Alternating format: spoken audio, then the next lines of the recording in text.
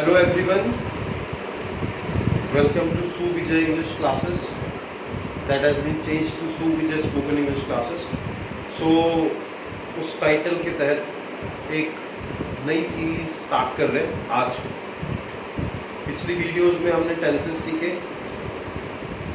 Preposition सीखे, articles सीखे और मॉडल वर्ब्स सीखे। आज हम क्या करेंगे, पैसिव वॉइस।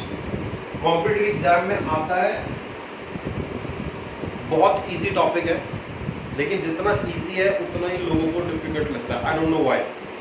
तो जिस तरीके से मैंने सीखा था उसी तरीके से मैं आपको सिखाने के लिए ये कोशिश करूँगा। ध्यान से सुनेंगे, ध्यान से देखेंगे तो सब कुछ क्लियर हो जाएगा। इसके बहुत सारे रूल है पहले, क्योंकि ये जो वीडियो है स्पेसिफिकली ये अभी पैसिव वॉइस स्टार्ट करने के लिए नहीं है, पैसिव वॉइस का इंट्रोडक्शन देने के लिए है। पैसिव वॉइस में क्या क्या रूल्स होते हैं, क्या क्या बातों का ध्यान रखना होता है, वो जानने के लिए। तो देखिए जो रूल्स हैं इसके, इसमें नंबर 1 रूल क्या होता है, दैट वर्ब की थर्ड फॉर्म का यूज, इसको थोड़ा अगर प्रॉपर इंग्लिश में लिखे हैं, use of verb third form. Always आप जब भी एक्टिव से पैसिव सेंटेंस बनाएंगे या जब भी डायरेक्ट पैसिव वॉइस बनाएंगे तो वर्ब की थर्ड फॉर्म के अलावा और कोई फॉर्म यूज नहीं होगी, ना सेकंड ना first. Second thing, active voice क्या होते हैं, मैंने बताया था आपको जब मैंने टेंसेस स्टार्ट किए थे कि जितने भी टेंसेस हैं, जो टेंसेस हमने किए, जो ट्रांसलेशन हमने सीखी, वो सारे के सारे क्या थे, एक्टिव वॉइस थे। और ये कितने थे, ये 12। लेकिन जैसे ही हम एक्टिव से पैसिव की तरफ आते हैं, the moment we come to passive voice, so tenses की जो नंबर है वो 8 रह जाती है, 4 हट जाते हैं। ठीक है, कौन कौन से हट जाते हैं वो हम आगे जब वीडियो करेंगे तो पता चल ही जाएगा। थर्ड थिंग कि जब एक्टिव से पैसिव में सेंटेंस ट्रांसफॉर्म होगा तो लास्ट में बाय का यूज डेफिनेटली होगा। लेकिन ये सिर्फ तब है जब इंग्लिश टू इंग्लिश ट्रांसफॉर्मेशन चल रहा है या कन्वर्जन चल रहा है कि एक्टिव से हम पैसिव कर रहे हैं। बट अगर हम हिंदी में लिख रहे हैं कोई पैसिव वॉइस का सेंटेंस तो उसमें बाय ऑलरेडी आता है, ठीक है, वो मेंशन होता है। कभी बाय होगा और कभी नहीं होगा, वो हिडन फॉर्म में भी होता है कई बार। ठीक है, अब हम यहाँ क्या देखते हैं फोर्थ में कि जब हम ट्रांसफॉर्मेशन कर रहे हैं तो हमको क्या ध्यान रखना है कि एक्टिव वॉइस का, यानी जो टेंसेस हमने किए थे, उसका जो सब्जेक्ट होगा वो चेंज हो जाएगा पैसिव वॉइस के ऑब्जेक्ट में।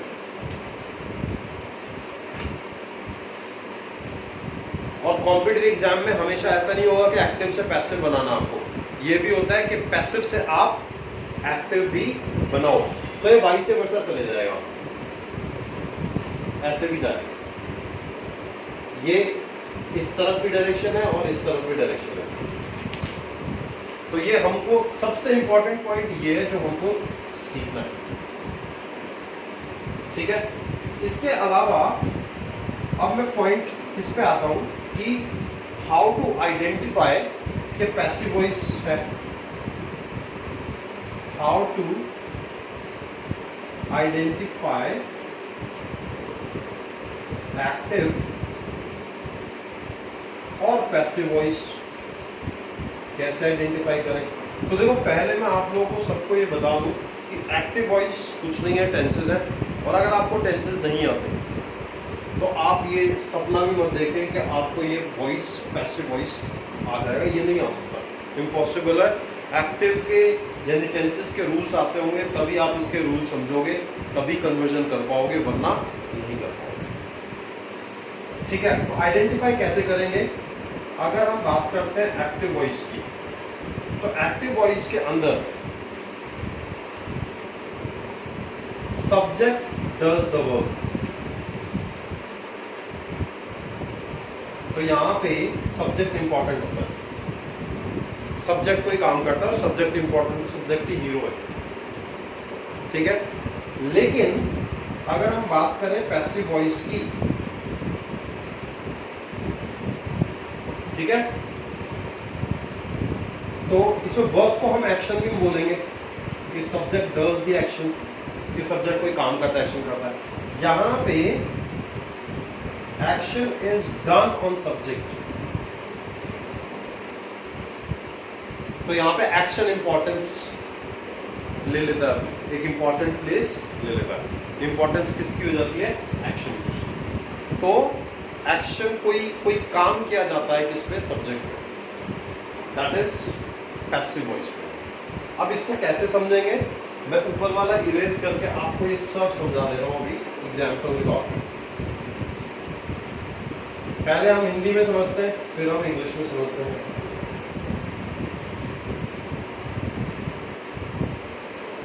राम खाना खा रहा है। इजी सेंटेंस इसलिए ले रहा हूं कि समझ आ जाए। देखिए वहां पर तो आप यहां देखोगे तो जो काम है वो डायरेक्ट सब्जेक्ट कर रहा है, सब्जेक्ट इज इंपॉर्टेंट, ठीक है। यहाँ पे काम इंपॉर्टेंट नहीं है, सब्जेक्ट इंपॉर्टेंट है कि राम खाना खा रहा, राम के बारे में बात होती है। बट अगर यहाँ पे ये कर दिया जाए कि राम के द्वारा खाना खाया जा रहा है, तो यहाँ पे खाना खाया जा रहा है, दिस बिकम्स इंपॉर्टेंट। यहाँ पे राम खाना खा रहा है वो इंपॉर्टेंट नहीं है, खाना खाया जा रहा है वो इंपॉर्टेंट है। तो आप अगर देखोगे तो ये जो एक्शन है ये सब्जेक्ट पे किया जा रहा है, ठीक है। और एक्चुअली में तो यहाँ सब्जेक्ट इसको मानेंगे नहीं, ये ऑब्जेक्ट जो है खाना, इसी को सब्जेक्ट बनाएंगे। कैसे? एग्जाम्पल देख लेते हैं एक बार।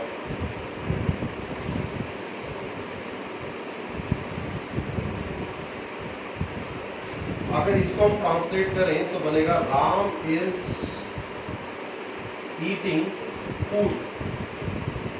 तो जैसा कि मैंने अभी बताया, थोड़ी देर पहले बताया कि सब्जेक्ट जो होगा एक्टिव वॉइस का वो बन जाएगा क्या? ऑब्जेक्ट। और ऑब्जेक्ट जो होगा वो क्या बन जाएगा? सब्जेक्ट। तो अगर हम पैसिव वॉइस को बना रहे हैं, क्योंकि ये इसी सेंटेंस से बना है, तो हमने क्या किया? हमने लिखा ये जो ऑब्जेक्ट है इसको बनाया subject. Food is being eaten. मैंने बताया था पैसिव वॉइस हमेशा किसमें बनेगा? वर्ब की थर्ड फॉर्म में। बाय। तो आप देखोगे कि जो राम है यानी जो एक्टिव का सब्जेक्ट है वो तो यहाँ पे बिल्कुल उसकी इंपॉर्टेंस खत्म हो गई है। तो इंपॉर्टेंस किसकी है? वर्ब की। और एक किस पे एक्शन हो रहा है?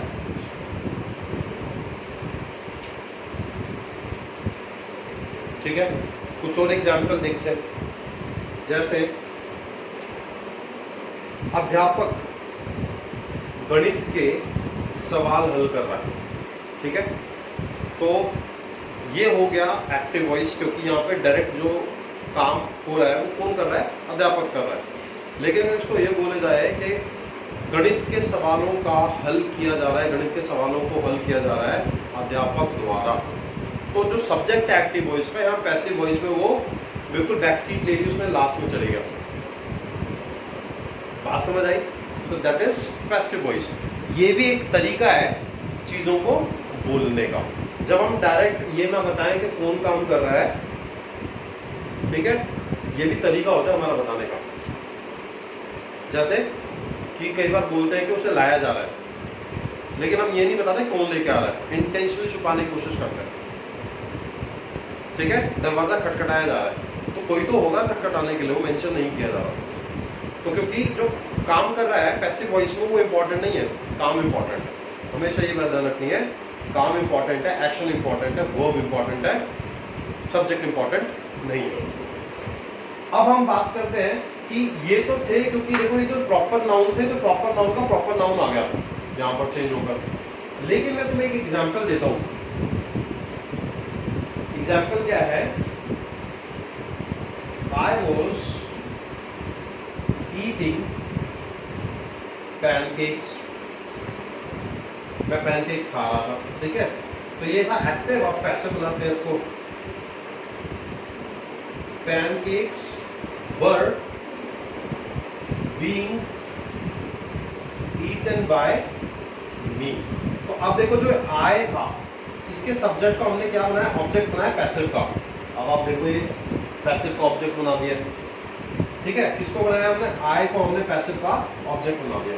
और जो पैनकेक्स था यानी जो ऑब्जेक्ट था एक्टिव का, उसको हमने क्या बना दिया, सब्जेक्ट बना दिया। तो अगर वो प्रॉपर नाउन है तो एज इट इज आ जाएगा, अगर वो प्रोनाउन है तो चेंज होगा। अब किससे क्या चेंज होता है वो देखते हैं जरा।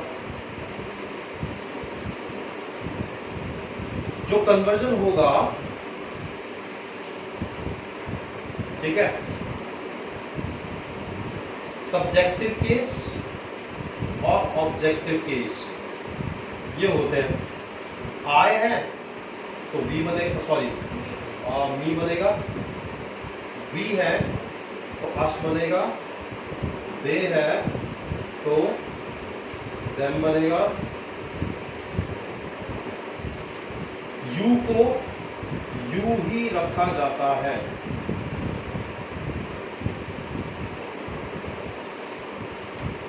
और ही को हिम में चेंज किया जाएगा, शी को हर में चेंज किया जाएगा। इसके अलावा आई भी यू दे ही शी, अगर कोई नाम है तो उसमें भी हम उसमें तो नाम को नाम एज इट इज लेंगे, प्रॉपर नाउन है, ठीक है। तो ये इतना है। अब क्या है कि एक चीज आती है, हु को बाय हुम में चेंज किया जाता है पैसिव वॉइस में।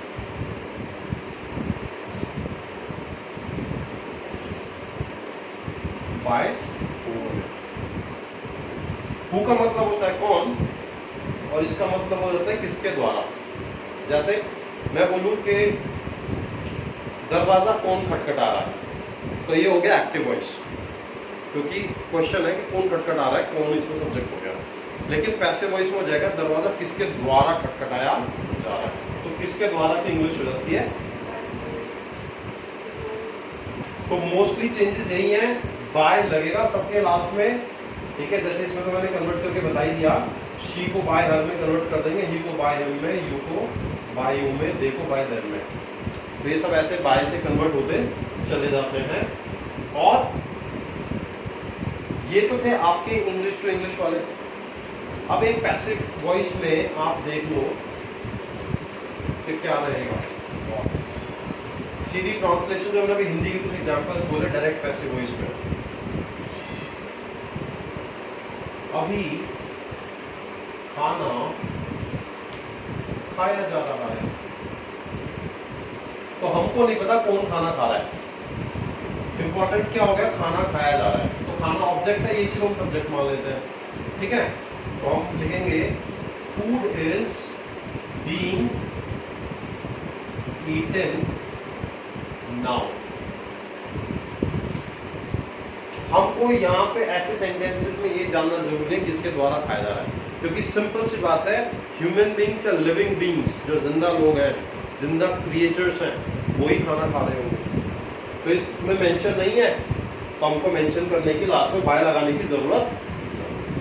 अगर इसमें मेंशन होता कि मेहमानों द्वारा, अभी मेहमानों द्वारा खाना खाया जा रहा है, तो हम लिख देते food is being eaten by guest now, बस इतना ही चेंज होता, कुछ चेंज नहीं होता, बाय गेस्ट लिखता था। होपफुली आपको इतना समझ आया होगा, ठीक है। एक्टिव से पैसिव और पैसिव से एक्टिव किसी भी फॉर्म में आपसे पूछा जा सकता है।